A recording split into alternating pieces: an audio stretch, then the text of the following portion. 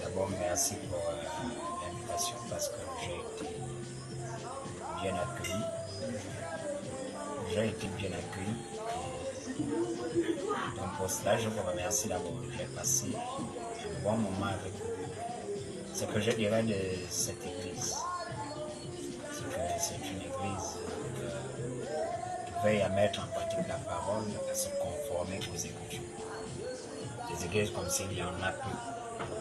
Dans des églises comme s'il y en a peu. Beaucoup se détournent, beaucoup se corrompent, mais c'est une jeune église qui veille à ce qu'elle soit conforme ou encore qu'elle soit fondée sur les profondément les apôtres, les profondément la sainte doctrine et pleinement. Et donc j'ai été frappé, dans ces moments, j'ai été frappé de constater, de voir cette belle assemblée qui vise à mettre en pratique la parole.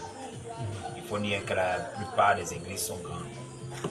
Il faut dire que la plupart des églises, pour l'apparence, sont climatisées et tout cela.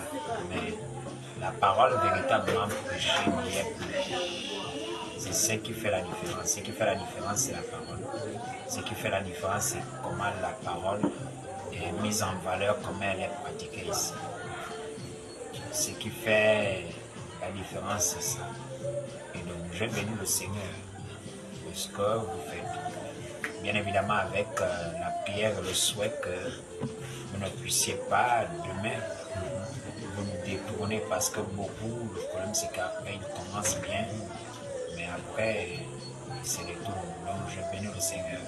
Puisse-t-il vous donner la force, puisse-t-il donner les armes, puisse-t-il vous donner l'énergie nécessaire afin de pouvoir mener toujours à bien l'œuvre et de ne nullement vous détourner, peu importe ce qui ne va arriver, de rester ferme et assis sur la parole et à savoir le fondement des apôtres. Alors, que pouvez-vous conseiller à cet effet nos frères qui sont au dehors? Parce qu'il faut dire que beaucoup aujourd'hui vont dans des églises. Par exemple, je vais à telle église parce que c'est proche de la maison, ou parce que voilà, l'homme de Dieu qui est éloquent et autres. Beaucoup comme ça vont dans les églises sans demander au préalable au Saint-Esprit, Seigneur, en quel lieu vais-je aller te prier en esprit, en vérité? Où ton esprit y est? Quand on sait bien que de nos jours, le Saint-Esprit est sorti de beaucoup. Plusieurs églises n'ont plus le Saint-Esprit parce qu'ils se sont détournés de la vérité. Que conseiller à ces personnes-là qui vont dans des églises parce que c'est à côté de la maison, parce qu'il y a le speak, parce que